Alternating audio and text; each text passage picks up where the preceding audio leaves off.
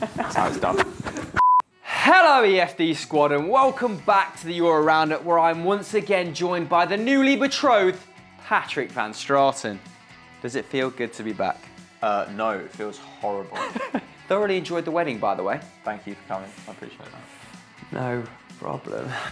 Anyway, let's jump straight into our first winners. It's Sergio Ramos, the filthy dog, is at it again with last-minute winners. He scored once again. Actually, it wasn't last minute, it was the 81st minute. Get your facts right, mate. But he's now on double figures for the season. Oof. He's got 8 headers in La Liga, and this is, of course, after his performance in midweek, where he helped Real Madrid beat Napoli to go through to the quarterfinals of the Champions League. Now they beat Real Betis 2-1 in this game. They're undefeated at home in the league this season. They're the only team to manage that with 10 wins and 3 draws. Though actually, the game was pretty finely balanced. You'd look at the basic stats and you'd see that Real would have 70% of the possession. You'd expect and it looks like they were dominant, but it was 4 shots on target apiece. So it could have gone either way. And in the end, it was the headers that did it. Sergio Ramos got 1 and Cristiano Ronaldo. He's now got 45 headers, which is the most ever in La Liga's. Salmon. Like, the only player who comes close is Aritz Aduriz, who's got 44. And we know what a monster he is in the air. Ronaldo has now scored against 28 of the 30 teams he's faced at home in Spain. What a man. Formidable stuff. And there's a couple of other league highs in the Real ranks, Pato. That's 7 assists for Toni Kroos now from set pieces alone. And it's filthy. Although Luka Modric did outpass him on the night by 1 pass. I reckon the German would be pissed off about that. Marcelo also has 7 assists in all competitions this season. That is a league high across the top 5 leagues in Europe. But I'm not surprised it took a couple of corners for Real to break the deadlock. Real Betis are actually very disciplined in that 5-3-2 formation. And they actually, as you alluded to, were well in the game until the very end. One accolade a Real player won't want is the first own goal of the season for a goalkeeper. That was, of course, Keylor Navas, who hooked it in to open the scoring early doors for Real Betis. Yeah, fairly shocking stuff. Although I'm surprised he was still on the pitch at this point, having completely poleaxed a Betis player about 20 minutes beforehand, although he did save. He did make a great save at the end, and he saved 3 of the 4 shots he faced on the night. So recovered pretty well. This leaves Real 2 points ahead of Barca with a game in hand. Is it game over? Let us know in the comments below. La Liga Champions League double could be on. First up in our losers, we've got a suggestion from @Wolves. Ooh, baby. And he said Borussia Mönchengladbach. Chris, tell me about their weekend. Well, they lost 2-1 away to lowly Hamburg, who are currently in the relegation playoff spots.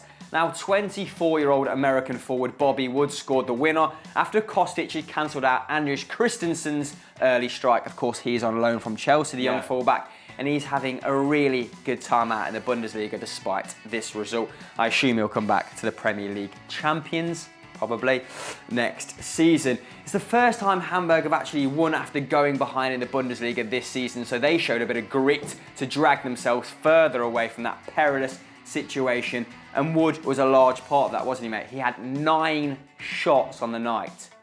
That is mental. Man of the match for me. Yeah, it was a dominant performance from Hamburg, and Wood was a big part of it. Now, as you say, he was involved in 9 shots. Huge Wood. Don't say that. You leave Bobby's Wood alone.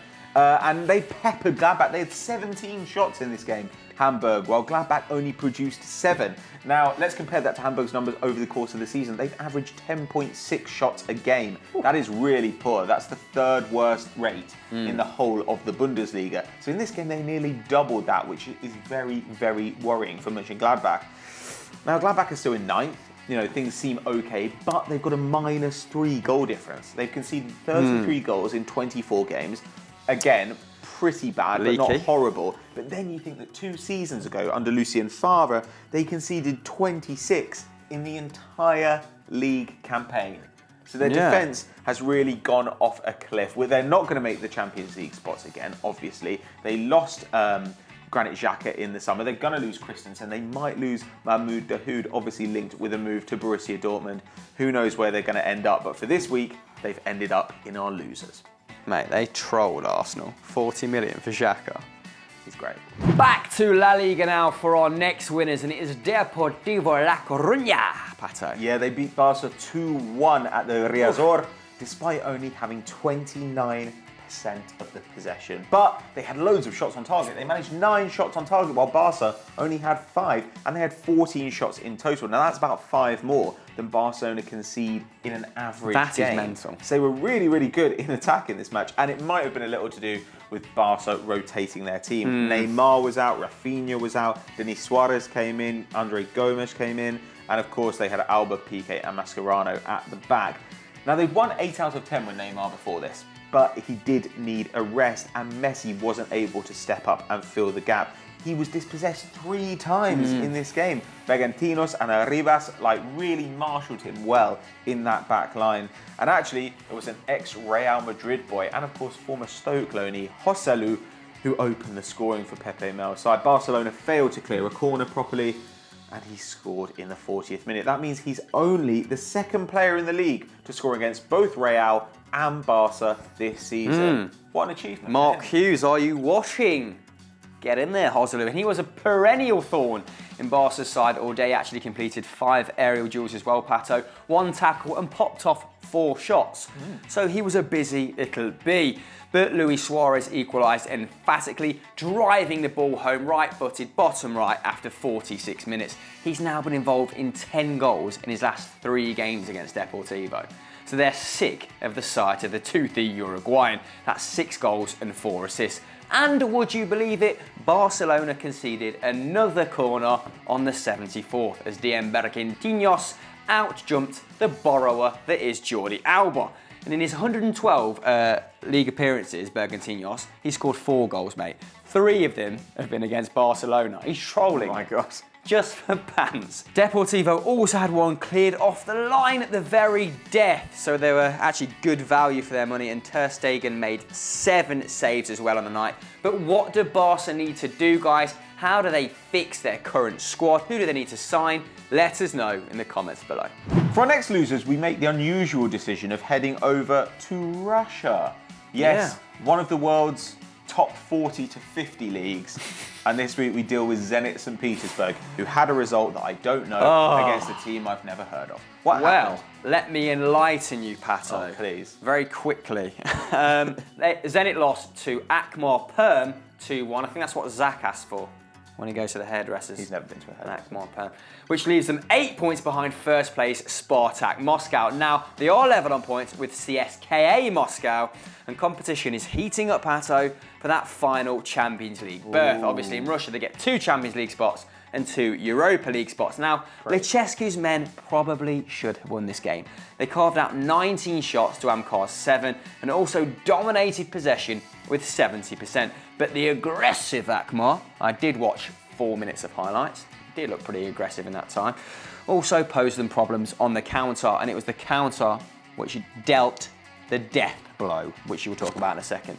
But I wonder if those fans who heckled Hulk for Zenit miss his 1-2 record now, Pato.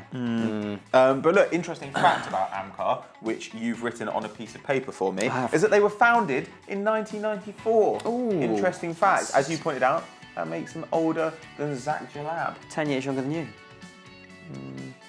That's cruel. But, moving on. Look, there were 12,000 onlookers at this game. Onlookers as well. It implies that a crime's happening rather than a game of football. And in a way, isn't that true? Now, Kokorin, he hit the bar in this game. Juba and Shatov had 5 shots between them, but they couldn't get past Komik, who is the Amkar goalkeeper, who made 5 saves on the night. And the lone goal was scored by left-back Gigolayev, who was assisted by a Nene. What a fucking name that is. From you. It was nodded down, the left-back prodded it home. What a man. 2 dribbles on the night, 3 tackles, 2 shots for a left-back. Not bad at all. And now they're a point outside the Europa League spots. They're on 30 points total. I don't know how many points that is relative to the rest of the league, but I assume it's good. So well done, Amkar. And Zenit, I mean, what's the matter with you? Sort yourselves out. Our final victor is the old lady, Pato, who dusted herself off to dispatch of AC Milan. Yeah, you've dusted off a few old ladies, haven't you? You like him, Mitchell. They beat Milan 2-1 thanks to a very, very dodgy late penalty. It actually ended up being taken in the 97th minute, though I think it was awarded in the 94th. It was pretty bad, to be honest. Benatia had scored in the first half to put them ahead, before Bacca levelled it up. But late on in the game, Milan's backs were against the wall. They had a high pressing system, that Montella favours, but they were tiring. Juve were turning the screw, and they couldn't really deal with it. Jose Sosa was sent off in the 93rd minute, and then Lichtsteiner gets the ball on the edge of the box and just tries to put in a speculative cross, just hammer it in, and it comes off De Sciglio's arm. It's an incredibly harsh penalty. He's only about a yard and a half away, and it was immediately given. Everyone lost their mind. Though I saw all the Milan players run over to argue with the official, behind the goal line. But the official behind the goal line was fucking stacked. And so everyone ran over, looked at him, and then thought about it, went back to the ref and argued with him instead. It was great. But anyway, Dybala scored the penalty. Juve won the game. And frankly, they did deserve the win, despite the fact that winning goal came very, very late. They had 24 shots to Milan's 6. They had 12 on target to Milan's 2. This was an incredibly dominant performance, and Juve are just running away with it again. Higuain was desperately unlucky not to score that volley as well. The scissor kick. The way he shifted himself, the guy weighs about fucking 16 stone, and he looked light as a feather in that instance. He was very quick, yeah. But as you say, it was important they won. They maintained that stranglehold in the league. Napoli and Roma both won 3-0. But Juve are now 8 points clear at the top of the league. Shut down. They've now won all 6 league games they have played against Milan at the Juventus Stadium since the move from the Stade del Alpi. Anyway, their success this season has been built on a ridiculous defensive record. They've conceded 19 goals in 28 Serie A games. Oh my God. That is mental, actually. That's 0.68 goals conceded per game, Pato. And in Europe's top 5 leagues, only Bayern can boast a better defence. But will Bonucci head to Man City? That's the whole conversation. Let us know who you think is going to come second in Serie A below. Allegri to Arsenal, ? Our final losers are Sevilla. This suggestion comes to us from @Lewis Hopkins. Any relation to Anthony? Katie? Probably not. But yes, they drew 1-1 at the Ramon Sanchez Pizjuan with lowly Leganes, Pato, remaining 3 points behind Barcelona, missing the chance to make it 1 as obviously the Blaugrana slipped up against Deportivo.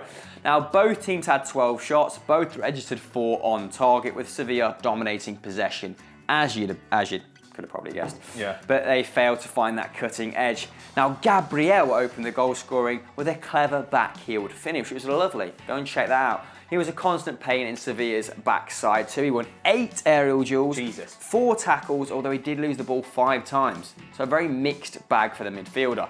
But I'll tell you someone who's not producing mixed results, segue, it's Jovetic. Since he joined, he's now had a hand in 8 goals in 12 games for Sevilla. That's 4 assists and 4 goals, having scored the equaliser in this game. There are so many people who are playing at an insane level this season. So many of those Sevilla players are really on fire. And one of them has been Nzonzi, but he missed this match. Sevilla have only won 1 game in La Liga this season without him starting. They've drawn 2 and they've lost 1 without him. It's really difficult when He's they the don't have fulcrum of that side, isn't he? Well, this is the thing about Sampaoli. He likes to have that one guy in midfield who does everything. Obviously, for Chile, it was Arturo Vidal, and now it's Nzonzi, and he has been sensational. But despite this result, they're still 5 points clear of Atletico Madrid, who are in 4th. They've also outscored Atletico Madrid. And the next game for them is against Leicester in the Champions League. Come on, you foxes! Power Stadium. Now, they've got a 2-1 advantage, but obviously that's pretty precarious. And an exit would kind of be a disaster against a Leicester side that, regardless of a couple of improved results since Ranieri left, are not terribly good this season and frankly shouldn't be competing with Sevilla. There's the other question as well, which is where Sampaoli will be next season. Now, he's only been there for a year. He's doing an absolutely sensational job, but he's been linked to the Barcelona vacancy along with Athletic Bilbao's Ernesto Valverde. So will he go? Will he stay? Let us know what you think in the comments below. And would he be a good manager for Barcelona? Let's see what you think. 2-1 Leicester. What, in the extra time? Yeah. Before we depart, dearly beloved, wedding reference. Got it. Yeah? Did you? Yeah. Smash it. Let's do some special mentions and a highlight to boot. Now, Besiktas drew 2-2 Pat at the weekend. They were top of the league, so some people on my Twitter feed thought they should be a loser. But Porto also won 4-0, meaning they've scored 11 goals in 2 league games. So some people thought they should be a winner. Well, we've got Memphis Depay as well. We gave him a shout out on Football Daily too. He scored a banger from the halfway line, also got another goal and got an assist as Lyon beat Toulouse. Now, Crazy. apparently, I think in one of Lyon's last 7 games, have they failed to score 4 goals. Like 4 goals or more in 6 out of their last 7 games. That is mental. They cannot stop scoring, and they did it against Roma in midweek, which is not an easy match. Yeah, imagine if they'd had him since the start of the season, Depay. Well, they'd have been competing, especially with Nice, tipping down the table. But anyway, that shout came from @TheRealStoey. And we've also got Feyenoord. This comes from @MattBosworth. They won, as did PSV. But Feyenoord remained 4 points clear of Philip Cocu's men. It looks like the league title is going to Rotterdam. And the highlight this week comes from Jason Cooper, who thinks the French league deserve a bit of kudos for donating money for every goal scored in League 1 and League 2 to develop the women's game out there. So well done. Bon voyage, bonne nuit. So that was the Euro Roundup for this week. What a corker it was. Now, you can go and watch Stat Wars if you enjoyed this video, but it didn't have me on it. It had Joe Tomlinson, so I heartily recommend that you give that one a miss. Like I missed him out when I was sending out invitations to my wedding. And as ever, don't forget to like and subscribe. Catch you next time.